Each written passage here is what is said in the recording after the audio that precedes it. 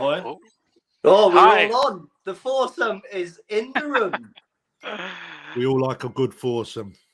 Evening, everybody. Back again with another episode of Koi Talk, episode 7 now. It feels like 2 minutes ago we started this, doesn't it? It's Jesus. gone quick, yeah. So, we've...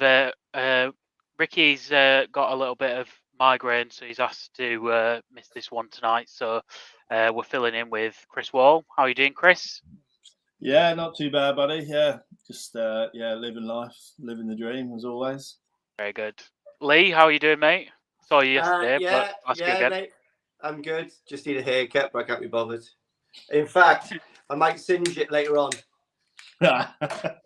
Live stream. There we go. You get a poll on that. And Krafty, how are you doing? All good, mate. You? Yeah, I'm all right. So we've spoken before, just before this call. We said we'd speak about pond building, and then we'll kind of open the floor to some questions from viewers and do a bit of a Q&A side on it. So be gentle with us, guys. No too hard questions. We are simple minds. But yeah, I thought we'd kind of maybe just start off by some common pitfalls that maybe people get into when starting to build a koi pond, like simple things that you'd maybe miss or forget when you start out. So I don't know if anyone has anything to start us off with on that. I think that quite a common question is where you start. And for me, budget was something. But that soon goes out the window, I promise you. And that once you start going, there's just bits that you just don't take into account. And the first part is just knowing the size that you want to go to and then budgeting against that. I don't know what you've done, Lee, but I know that you sort of like went from pedal to bigger pedal to massive pedal, one after the other, like without even taking a breath in between. But why did you choose to go that much further, Lee? And what lessons did you learn? Man, I don't want to talk about budget, but anyway, I built the first pond, the 1,800 gallon or something like that, and it worked really well. It was just like I said, I was watching like loads of YouTube videos that worked really well. I can't remember what that come in at, like price wise. I could probably work it out, but not because I'd done it all myself, fiberglass in, block work. Bought a secondhand Nexus. I bought loads of secondhand stuff, and it really wasn't that expensive for the pond it was. It wasn't a massive volume, but it worked well and it looked nice. But yeah, then I just wanted a bigger one. But I think 5,000 gallons is a really good size. I think it's not too big and it's not too small. I think it is probably, well, I don't know, Chris is probably the most experienced. I think it's a sweet spot in it, I reckon. Manageable, isn't it? Without going top. Yeah. So Chris, yeah, I mean, a lot of people normally when people sort of picture a pond, they go, "Oh, I want 8 foot by 6 foot by 4 foot deep. That's massive." So I normally used to say to people, "Whatever you're thinking, just double it now." Because what's going to happen? Typically, what happened with probably a good percentage of the people, they get hooked on it. They don't know it at the time, but they do get hooked on it. So that small pond that's relatively inexpensive, like you said there, Lee, I know it's a stepping stone, but then that's the way I look at that. That's added cost to your pond that you eventually. Of course. But I guess it's subjective because some people will go the other way and they'll fall out of love with the hobby because they'll be like, "Oh, I keep fish, blah blah blah." So I think have a good think about what you want to achieve with your pond. That's the other thing I would say. Are you looking to grow fish big? Are you wanting to keep a really busy pond? Is water clarity high on your agenda? Are you all about the fish? It's just, are you all about aesthetics? You know what I mean? Because some people, they literally could, but you're probably getting it now, Krafty. They won't give a monkeys about the fish. They know what look they want, and the fish are just an afterthought. 100%. Which is a sad part of the industry, but it is is what it is. I guess that's why certain dog breeds, cats, etc. It's all demand, human demand, isn't it? If it's not there, then people don't do it at the end of the day. So yeah, work out what you want to achieve. Most people say, I want to grow fish big, so that's a pretty good starting point. Then it brings into conversation, define big. Yeah. There's a lot of people say to me, well, I want, big fish that are sort of 50, 60 centimeters. All right, well, you can achieve that in, relatively, modest size pond. Yeah, that's right. Yeah. But if you want 50, 60 of them, then that's a big difference. So, just first of all, take your time. Be careful who you talk to. You ask if you want to build a 10 by 6 by 4 foot pond. Yeah, you'll speak to 10 different people and get 10 different answers. If you got the opportunity to go and view some ponds, definitely. But as you all know more than ever now, Krafty, that you could have the same system, same volume of water, literally side by side, and they perform completely differently. Totally different. Which people just go, that can't be true. It is true. There's so many variables with water. That is just something that people just don't accept. They just go, right, 2,000 gallons, Nexus UV pump.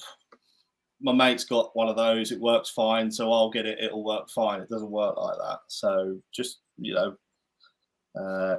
your time, visit a few systems, a few ponds. Yeah, but that's more of an industry side of things. Looking at it, I'm sure there's a lot of hobbyists out there just going, well, that's easy to say.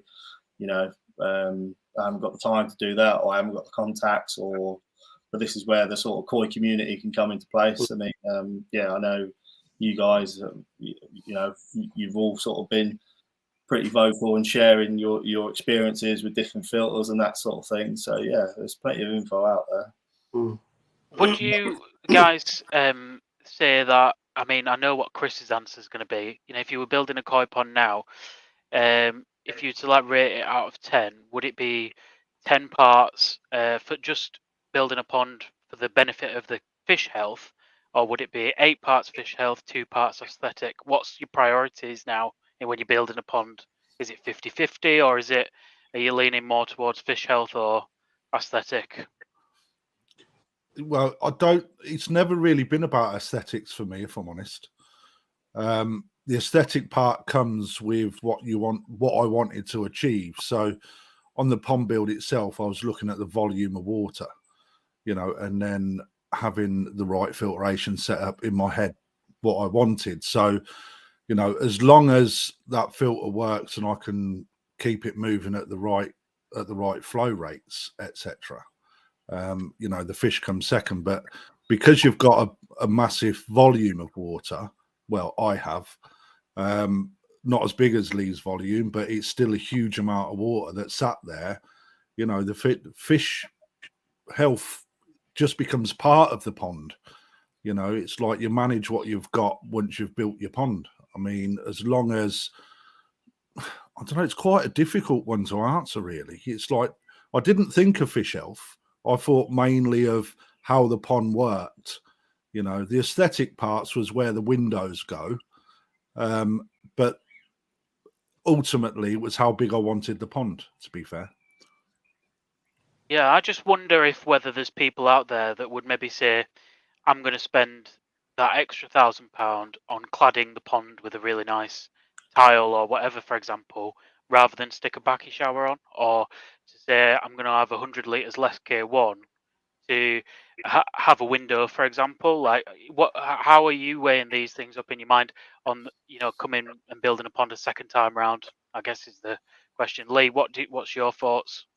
Well, going back to your original question there, when I built my first pond, I didn't really know much about it. I just went off a YouTube site with the intakes and all that kind of stuff, and it worked fine. Then when I built this, and then because I wanted to start showing and not necessarily grow my fish big, but fish health was a big one. So for me, when I built the pond, the first thought in my head was the science of how the pond runs. Do you know what I mean? So I knew exactly what size drum I needed to be able to pull 15,000 litres an hour from each bottom drain, which will keep them clear. And it does perfectly. There's a purge the drains. There's nothing, it comes out at all. And then the next thing was obviously, you know, like with that much flow through the bottom drains, the water was going to go through the bio part of the system too quick and not have that retention time. So I cut that down by bypassing half of the water out of the drum straight to the heater and into the pond. And then that gave my bio side the opportunity just to pass the water through it every 2 hours. So I had loads of retention time. And then obviously, if I was building the pond for aesthetics to look nice, I wouldn't have a square pond. I'd have a really nice Japanese massive rocks built into the floor, and it would be nice. But trying to keep your koi from banging themselves and stuff like that would be a nightmare. So I built the pond with the science that I could accumulate for the fish health and the growth. And then I just tried to polish a turd then by making it look nice. So that was my aesthetics. Do you know what I mean? So really, I suppose it was fish health and growth. If I took some of the fish away now, I'm sure if I had 4 or 5 in there, I could probably get them to a decent size in that pond. But I'm not there yet. I'm not really interested in size yet. I'm just learning the quality and the husbandry of the fish yet. That'll come in a couple of years. That's a good comment. Yeah. And Chris, I think you've built a lot of ponds for some of the clients you've worked for previous. How do you see that people sometimes are focused more on aesthetics than the pond itself? Yeah, I mean, I'm not so much on the tools these days. Fairly handy with plumbing and whatnot. But the design side of things, often the sticking point would always be budget.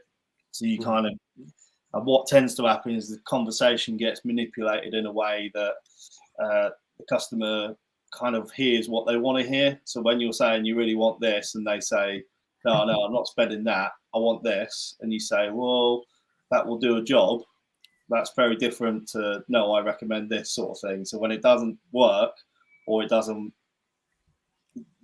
hit their expectations, that's when you have this awkward sort of moment where you go, well, you know, I always look at the filter as the heart of the system.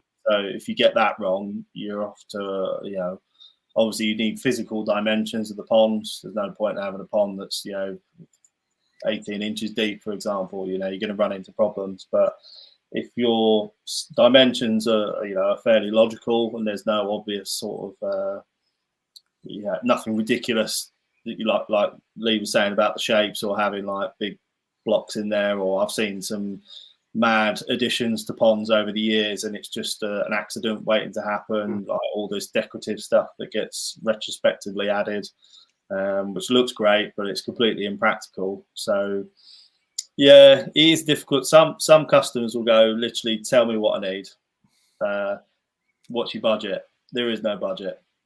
There's always a budget. There's no problem if you've got £5 to play with, if you've got 50 grand to play with, it's not a problem. But it's apples and pears. It's you just go down a different path, and what you want to do is get the maximum value for what you can spend.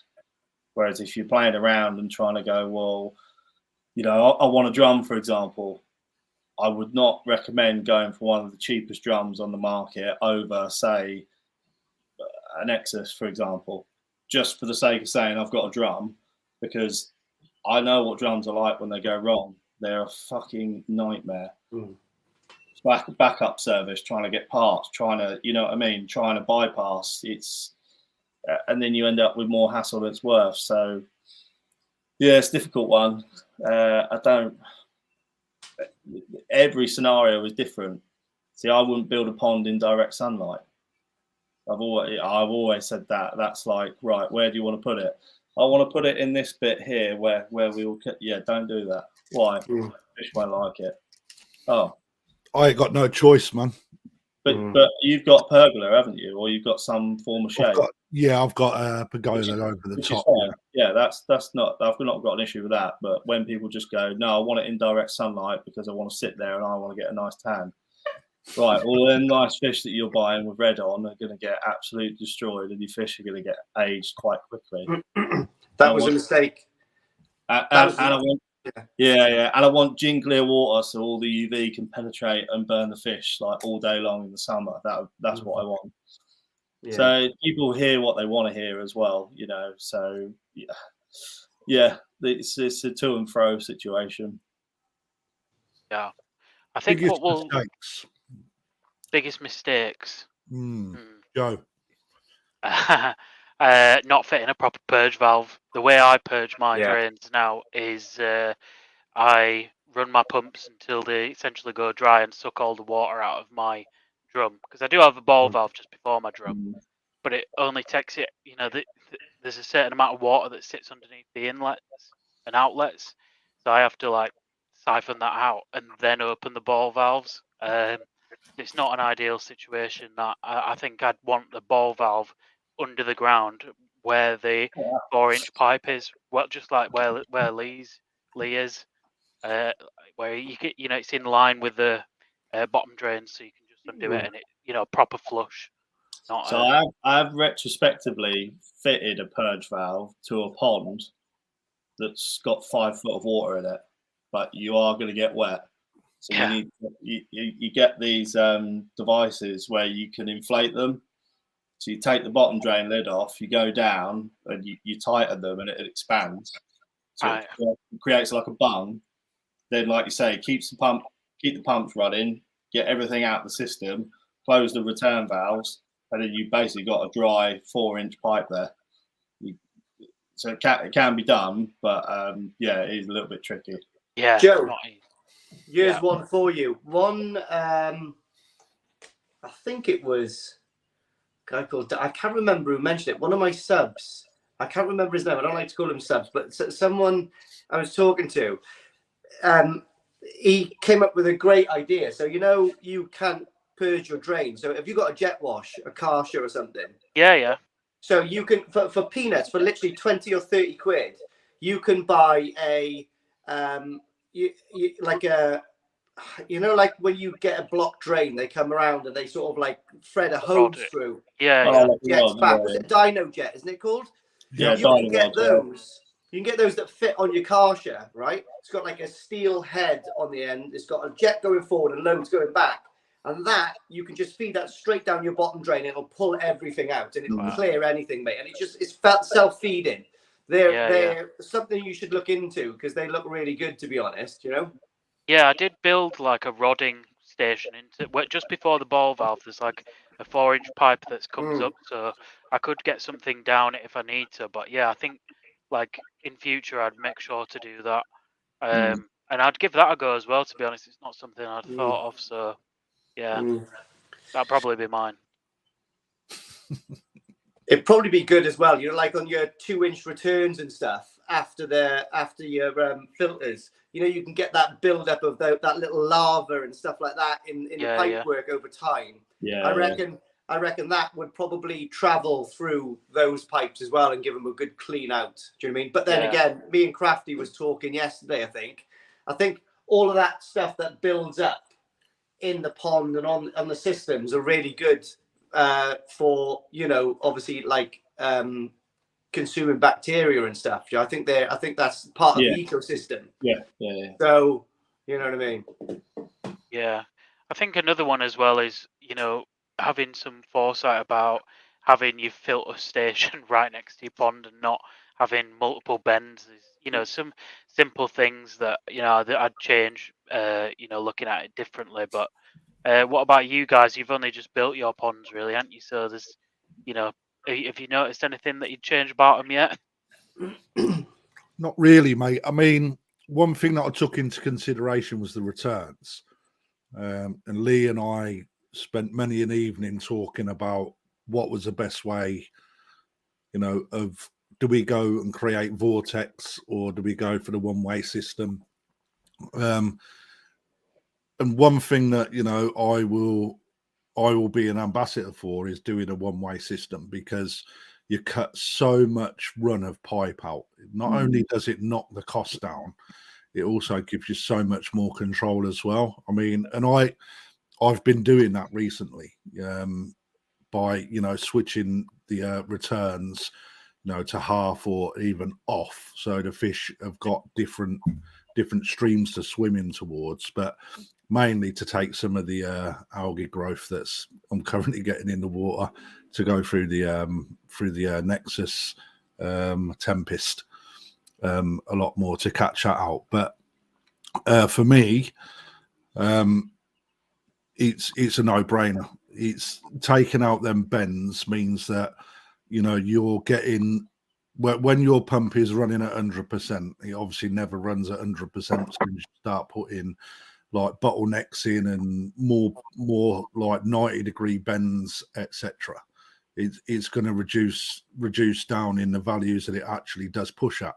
Not only that, but the wattage also increases when it's working harder. So, to me, it was a no-brainer to be able to shorten as much of the return as I possibly could, and therefore have a better idea of what my pump's actually doing without going through all the science that you connect to your pipes and stuff to actually see what the flow rates are against what the pump's telling you it's doing. I mean, I don't know, Lee, I know that you've done something fairly similar, but the way that your returns works completely different to mine. So my pond runs really well, to be honest. I've got all the returns in one, flowing one way, and I was really worried because I didn't know anyone that had done it. I haven't seen any ponds on YouTube that had done it, and in my head I thought I was going to get a load of settlement down the bottom end, but I don't get nothing. It's crystal. The floor is crystal clear. I've had no problems at all. The only thing I would say as well on the pipe work, if you can have the vortex system or whatever, I was talking to one of my mates down here, and someone who's quite big give him some information. I think he's got like a 2,000-gallon pond, who's running a Nexus and all that kind of stuff. And for some reason, that person told him to put 1.5 inch returns in, and I was like, just put 2-inch returns in, like, after the Nexus, because you're not going to have any head pressure on the pumps or anything. You know what I mean? I think putting 1.5 inch return in, I can't see the logic in that. Obviously, you're going to get more of a jet of water, I guess, going into the pond, but you don't really need that, do you? Do you know what I mean? I'd rather have less head pressure on the pump and a lot more free flowing, like water going through the system. What do you reckon, Chris? Yeah, I think a lot of people get velocity and flow rates mixed up. So it's just that sort of visual spurt. You've seen the spray bars up at Koi Wholesale. Yeah, they're awesome. Yeah, they're good. They are. How many liters an hour do you reckon they are? I wouldn't like to guess, man. I would say 10. Small ones are 6,000 liters an hour. Right. Yeah, there we are. Yeah. But obviously, if that just comes out of a pipe, you get the same flow. Yeah. But the speeds and the intensity is completely different. So, yeah, I mean, it's all about ergonomics, isn't it? We know that you get less friction on a 2-inch pipe. 3-inch, you'll get no velocity. You'll get no turn up because there won't be enough water to fill the pipe, for example. So, yeah, I think a lot of people like, again, from an aesthetics point of view, put the filters over there, out the way, 14 miles away from the pond. And then you're then battling. Most people don't use flow meters. I'm not one that chases flow rates, I must admit. I kind of, if anything, I'll underdo it because I want more retention time in the biological filter. I could deal with some solids in the pond, as long as the fish are in good health and I'm feeding to my, that would be my objective, when I had a pond, was trying to maximize the vitality and condition of the fish and get the most out of the fish. For me, that was my reasoning for having a pond. Others, it's more of it's there. They like to look at the fish, they like to feed the fish, and they like it to be quite busy. So their side of things is different. They want it all crystal clear, and they can't live with solids in the water. So, yeah, I think, why put a 20,000 litre an hour pump on if you can get away with 10?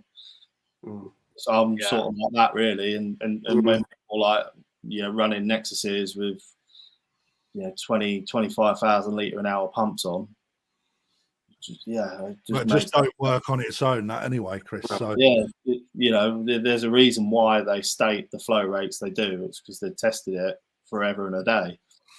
So it's not, you might be able to pull more water through it, yes, but what are you actually achieving by doing that? When I was running my Nexus 220, I think I was running about I was trying it at 5,000 or 7,500. I think they're recommended at 10, aren't they? 11,000. 11. Yeah, but the lower I was getting, the better results I was getting for sure. But then I had an 1,800 gallon pond, so it was really good, But then it's difficult because then you've got a 4-inch bottom drain, which everyone says you need about 12,500 litres an hour to keep that clear. So it's really difficult what you do. Obviously, then you've got if you clean the Nexus once a week in the winter, let's say for a reason, or twice in the summer because of the feed-in regime, you've got that build-up of settlement in your 4-inch pipe, which is just stagnant there. Obviously, when you clean the Nexus, you have naturally got to purge the drains anyway, which is good, but you've still got that in just holding there, for as long as you're not that cleaning cycle is on postpone, isn't it? I think in the early noughties, when the drum started coming around, just this mindset of going, I don't want to do anything, koi keeper. All of a sudden, no one's got any time for hobbies. No one can be bothered to do anything involved with their hobby. They only want the good bits, and sell me something that will do that. And then when it doesn't work, let me moan about it on the internet. So, we're a product of our own sort of demand, really. I think a lot of hobbyists, it's not particularly pleasant, getting your hands involved and whatnot. But we're dealing with livestock. I don't know any other animal that has no interaction with it. Dogs, cats, birds, anything like that. I don't know why in the koi industry it's perceived that you can just buy a product, turn it on, and there you go. You just benefit all the good stuff out of it. It's really bizarre. I don't know any other industry like this one. Certainly when it comes to dealing with livestock, and that's. I think it's because a lot of people view fish as a commodity. You'll see yourself, Krafty, like you'll get people in. I used to be at the shop, how big's your pond? Oh, it's about a jar of piss sort of size. About from there to there, about there, or something like that. And you'll be like, right, okay, well, we need to have a chat about that because that's not happening. What? And that's the sort of mentality you're dealing with sometimes. Not a lot of people, but it has to be. But I mean, I think that's because those people don't necessarily have a great deal of time for their ponds. It's not something that is, what we consider a hobby and a passion is not necessarily that sort of thing for that. The fact of the matter is you've got preformed ponds that people build and then, put into the ground, that you're looking at 2,000 litres of water, and then they put a load of koi in that they get off a mate round the corner. And then the next thing you've got loads of issues. And then to find they haven't even got a pump or a filtration system, to me, some people would have picked that hobby up once they start to get the knowledge. Others will then crash at that point. It doesn't ever surprise me the amount of people that come through the shop that don't understand about retention in filters, or the types of filters that are available. They see, a compact premium L that's on the shop floor, and they sort of like marvel over the price of it, and they don't even understand what it does. It's mental, the different levels of people's abilities when it comes to the actual hobby itself, but that's then up to us to ensure that, I want to say us, I mean everybody within the hobby, to educate somebody with a pond, in order to make them understand it and enjoy it, because there's so many horror stories from bad built ponds, including people I know that have had 20,000, £30,000 spent on a pond, that then come to me and then tell me how their pond has been built. And I am gobsmacked. You know, we had somebody through the shop the other day that hired somebody to come and clean their pond and filtration, and one of their koi was heavily laden with eggs. And this person that's an expert at ponds had literally told this woman that the fish must have had something stuck in its belly, and stopping it from going to the toilet. And that's why it got so fat. So sent someone around the house only to find that it's ready to spurt the eggs everywhere, and that's somebody making a living out of doing pond builds and cleaning ponds and pond maintenance. It's just amazing what you hear. I think in general the industry needs to do a little bit better with educating the people at the start of the hobby. For example, sturgeon, which this is not sturgeon talk, but how many of us could go to a garden centre and pick up a sturgeon, and how many ponds are actually fit to house a sturgeon in this country properly? Not many. So how many of them sturgeon that are bought are just going to essentially die? Being honestly and brutal about it. The marine and tropical industry, like when I set up a little tank here and I went to Pets at Home, I was shocked at Pets at Home how many loops there are to go through to get, they need to know exactly how big your tank is and how many points you're allowed in your tank. And if you haven't got enough points, they're not going to sell you the little tropical fish. And that doesn't happen in this koi industry. And it doesn't happen with sturgeon and whatever. So I think there's definitely things, the industry can do better to prevent, people buying koi and, not doing well with them. I guess you see it all the time when you work in retail. There's people just need basic information. Hopefully the content we were putting out, it can help prevent a little bit of that. But yeah, moving on, I thought we could answer a few questions from viewers tonight on pond building. We've got one here from Steve. Thoughts on the Evolution Aqua Tempest? Now you've got one of these, haven't you, Krafty? What's your view on it? The biggest, right? I'll start with a negative, and that is the optimal flow rate of a Tempest. It's 7,500 litres an hour, and if you've got quite a big pond, I know somebody put one of these on every return, but he needed to push through so much more water than what that Tempest really needed, to be fair. For me, I've had good experience with it. It's done a very good job of catching a lot of the fines, and I've got a hell of a lot, and my water's literally only just starting to clear through the new pond syndrome that I've been going through. But 2 or 3 times it's needed to be filled and emptied in order to get rid of the crap that it collects. It works. It was either that or a bead filter for me. And after the horror stories of a bead filter, the Tempest was what I needed. After I've only got a Nexus 300, an old second-hand Nexus 300 on my pond, and we all know that there's a lot of fines that come through the Nexus. So the way that I've engineered the returns is, though, that I can force all the flow through that one return if I want to, or split it between the others. So for me, I think they're quite overpriced for what they are. They're now at 275 quid, and you could probably make one yourself for 50% of that cost if you're good at DIY.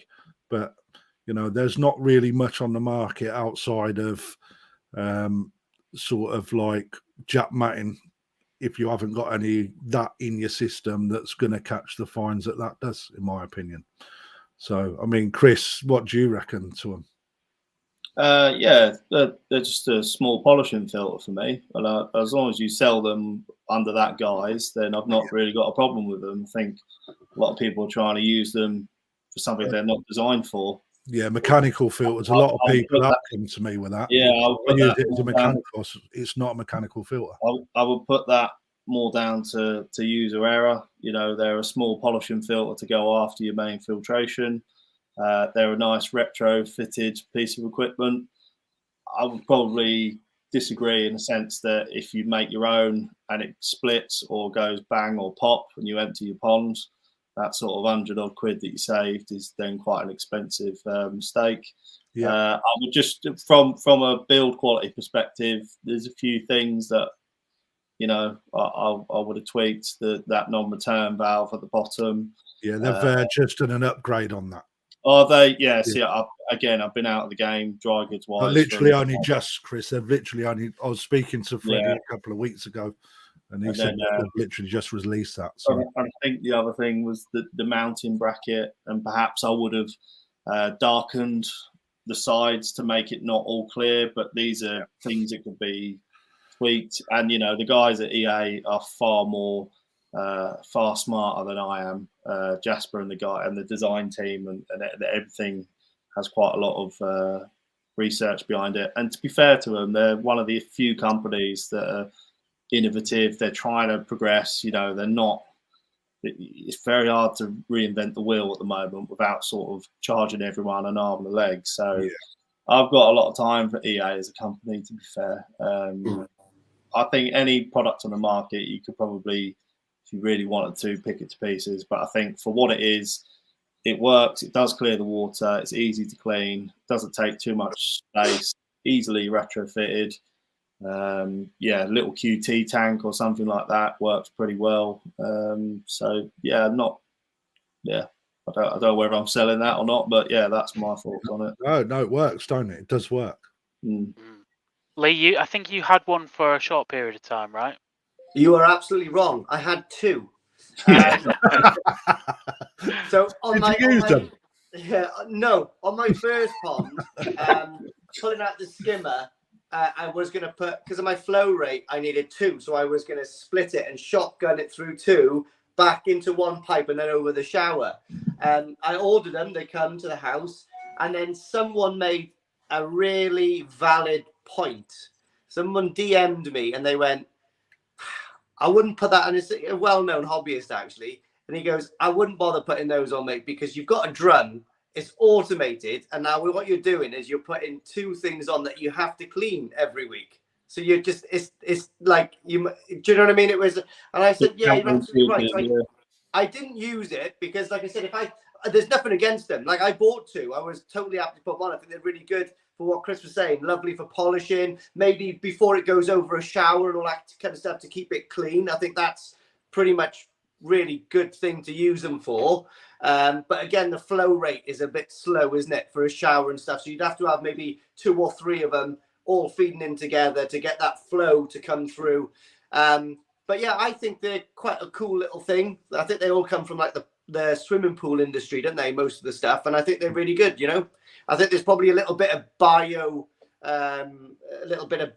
sort of like work going on inside it as well. But and I think they're good. But I've not got any experience about using them. Do you know what I mean? No. Fair enough. Next question then. What's your thoughts on air curtains, trying to retrofit one? Currently have an aerated bottom drain, but hearing the vortex that it creates can upset koi depending on the size of the pond. We've had some at Koi Wholesale, Chris, I think recently. I don't know when they went on. You seen any changes? For the life of me, I can't remember the name of the company. That's dreadful.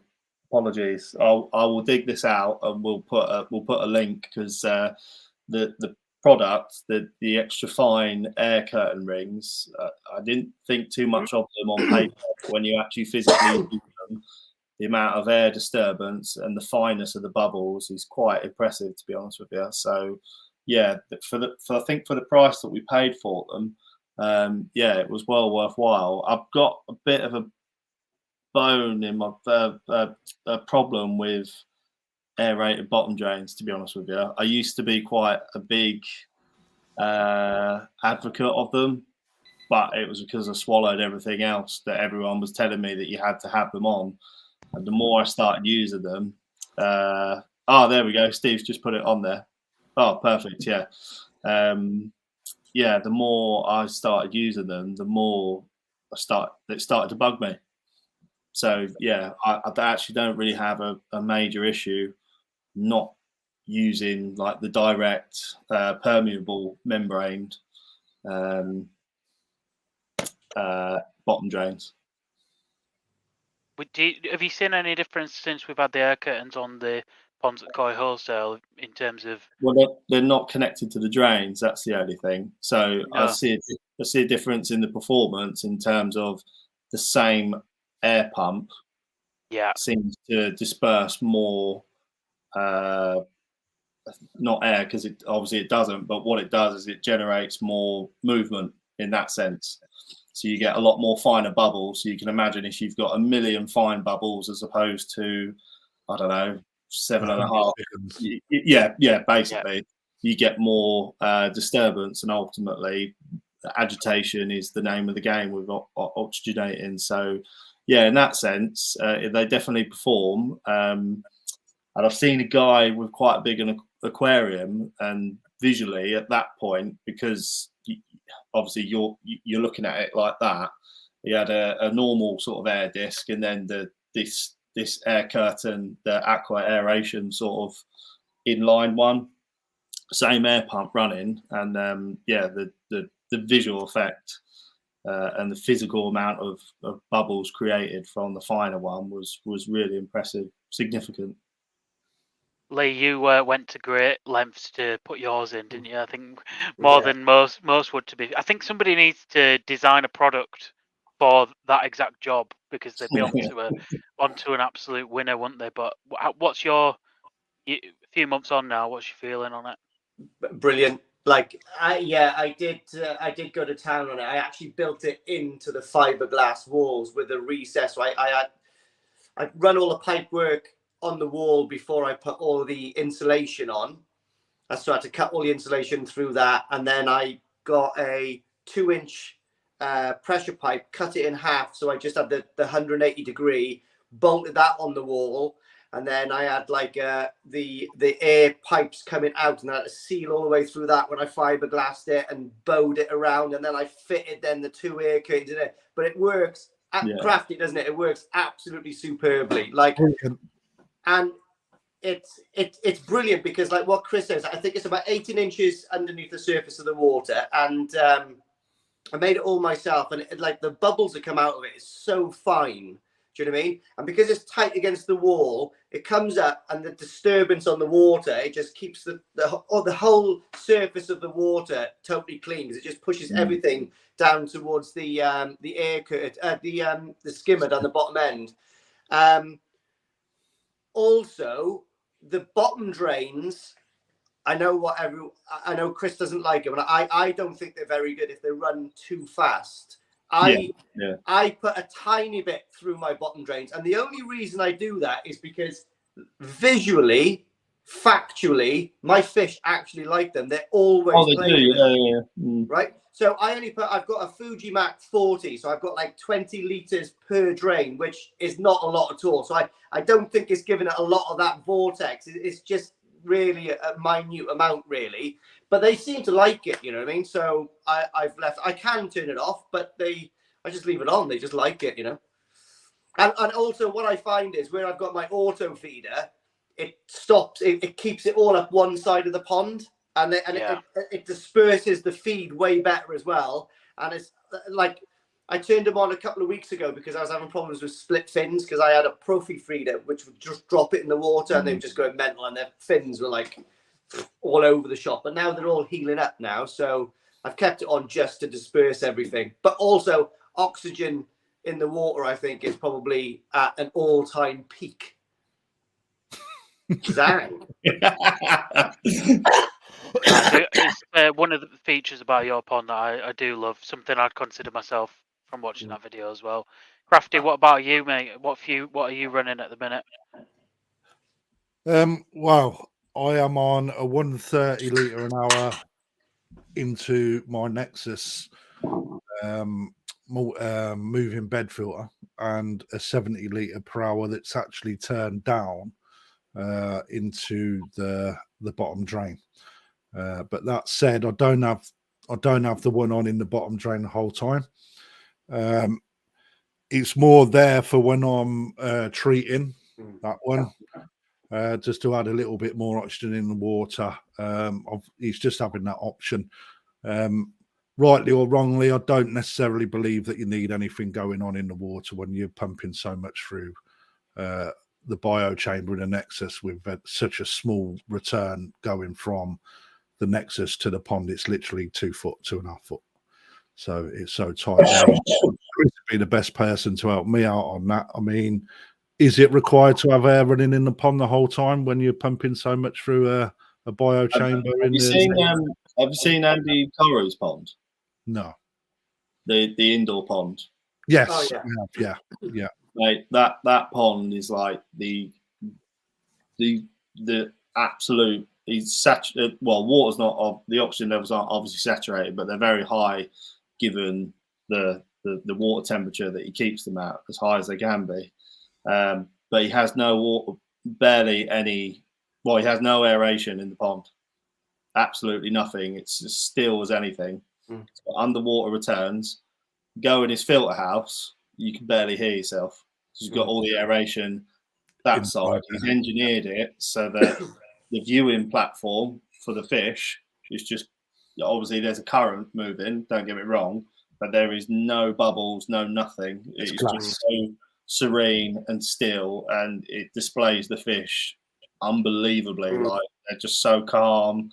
The bottom of the pond is immaculately kept, like, because all he has to rely on is current, and obviously when water's being sucked down, solids are naturally going to fall to the bottom. But when you've got air going, this is where, like, I know it's a bit counterintuitive, because the idea is that the air draws in more, but the trouble is, if that solid is going down and then it just gets blasted up to the surface, then it gets turned into 10 different smaller parts. I mean, obviously, eventually the process, but obviously fish are constantly producing waste. It's constantly algae being produced. So, yeah, I just don't think they're the be all and end all. But yeah, from a scientific point of view, you can have a high oxygenated pond without having the surface of your viewing area looking like a volcano. Yeah, that's the bit I really hate about those bottom drains. So you put, I mean, again, EA, their smallest air pump that you see on the shelf is 70 litres an hour. That smashes air through your bottom drain, you know, to a point where I put a 1 inch double union ball valve on, and I literally turn it a fraction just to get a small amount of bubbles that's not disrupting the surface of the water, other than just breaking and like gliding off. But if I had that on full, if I'm honest, it looks cool when you get like the vortex coming up from the bottom drain. Looks cool, but when you see the top, it's the irony is, the irony is a lot of people don't test for dissolved oxygen levels. Yeah. So the irony is here, for me, the air pump is a backup method. Yes, that's you will often, if you've got water surface moving, and you test your saturated oxygen levels, and then you turn the air pump on and you also test it. If you've got enough water movement with the water pump alone, probably won't find too much difference in terms of oxygen levels. But what it does is it safeguards you. If your pump packs up for whatever reason, or you are feeding heavy or anything like that, it just gives you that margin of error, doesn't it? So I would always have one without a doubt. But yeah, a lot of people sort of like to the point where it almost makes the fish look uncomfortable. I think that's going to better, you know what I mean, in people's mindsets. That leads us on to a question here that's for Lee, actually. Lee, really like your new pond and surely performs more than mine. But I noticed with all your surface surface agitation, they swim a foot below surface. In a placid pond, they would swim at the surface. What's your thoughts on that? Hang on, I'm sorry, I didn't see that. What, with all the surface movement on top of the water? On the top of, yeah. Yeah, yeah, they're fine, to be honest. They come up quite a lot, you know. They're I don't think it really makes that much difference. So, but when people do come round to view the koi, like Chris was saying about that indoor pond, I turn the air curtain off and the bottom drains, and it's a perfect viewing system then. Do you know what I mean? It just turns it into like a tranquil kind of gin pond. But like, yeah, they still come up and play and stuff like that. I don't think because when the air curtain comes up, it literally just agitates the surface, not to a massive extent, but like it's definitely enough to keep to push everything into the skimmer. Do you know what I mean? What's your thoughts, Chris? Can you have too much surface agitation with air pumps like bottom drains, stuff like that? I think you can, yeah. I've seen Lee's pond several times. I don't think he's anywhere near that. It's just obviously every pond behaves differently as well.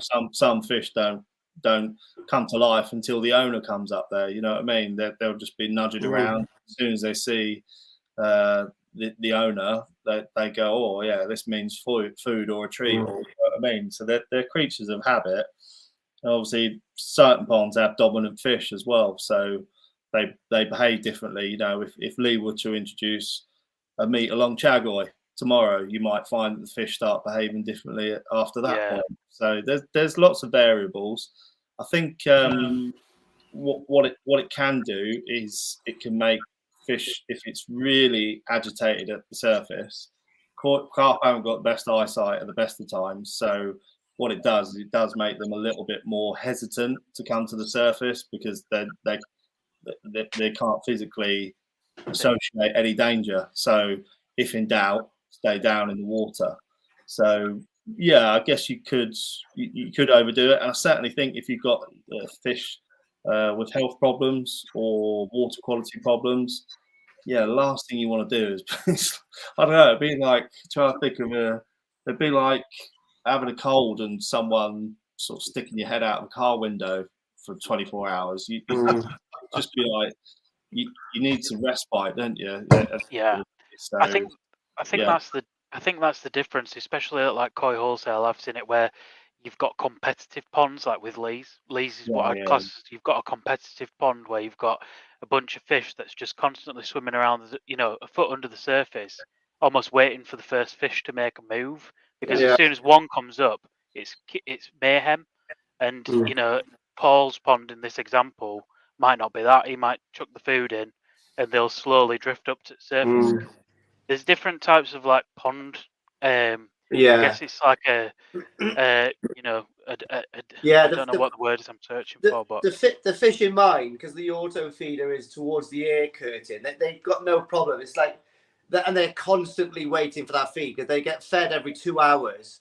But when one fish does like a funny twitch, all the fish are like, ooh, and they do like the bleep test back and forth because they think there's feed going in. So they got no worry about surface movement at all they want is sake. Do you know what I mean? They love it, and they literally do the bleep test waiting for it. Do you mean? Because they don't want to be the last there. They literally go for it. You know, they're quite good on the feed. Krafty, you got any thoughts on that? No. All right, so here we go. Another question: how many liters an hour air pump do you need to provide enough air to 1,000 gallons? Yes, that's a bit of a difficult one, isn't it? Lot of variables to that. Yeah, depends on temperature, stocking levels, feeding regimes. You've got to keep in mind. Yeah, exactly. Yeah, so yeah, a lot of variables. I mean, I would say testing the water is going to be the most accurate way. I think if I put a figure on it now and said, oh, you need, it's like when people say how many inches of koi can I have in a pond? I don't know. I give that up years ago. Like it's irrelevant to me. I think realistically, test it.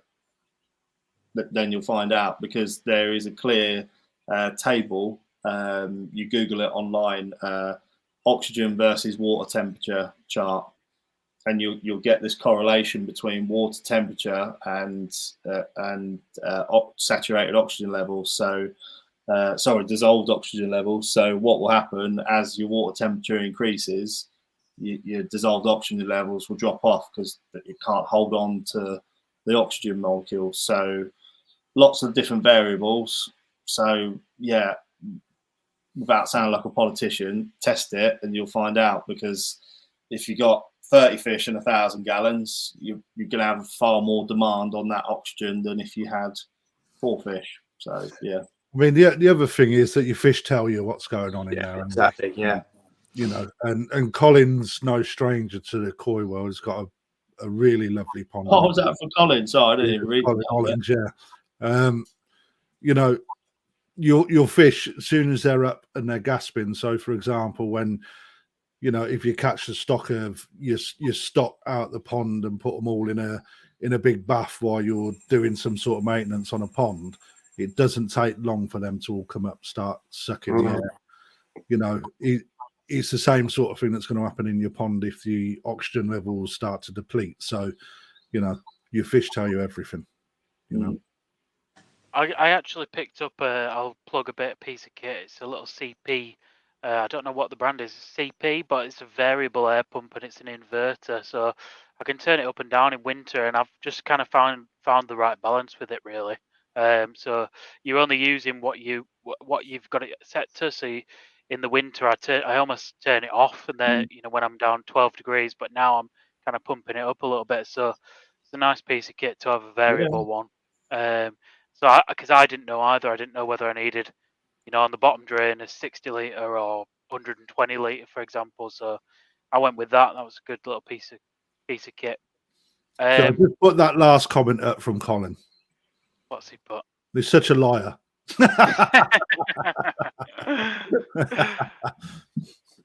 Very Spursy comment, that. We've got a question here. Question for Lee. Do you still get a tinge of green and brown in your water using Saki growth like on your last pond? Or due to the volume of water, do you see it less? Yeah, no, none now. And I'm feeding more. I literally think it's down to the retention time on my bio chamber. Talking about polishing, the drum, I think, is it Chris? I think it goes down to 70 microns, doesn't it? A Profi. Or yeah. Joe's got one, 70 microns, which is small. Yeah. But then I think where my water's getting polished is the retention time in the bio chamber. That's where all the microbes are just polishing off. And it's Krafty in it. It's crystal clear. There's nothing in there now. And I'm feeding exactly the same food. So obviously, I think the maturer the system is getting, just the better it's coping with everything. It's like, yeah. But my last pond was really green tea-ish. Again, obviously, I didn't have I think, what did I have? Like 200 litres of K1. I got 750 now. I don't need 750. I put 750 in there to mature, because when I do my new QT pond, I'm going to put 200 of that back into the compact L. So I'm just keeping it going. So eventually that I'll have about 500 in there. But yeah, no, it's good now. It's crystal. I think we definitely get the green brown tinge at Koi Wholesale, don't we, Chris? I think the systems are run differently. It's funny when people sort of turn up for the first time and they're like, "What you running?"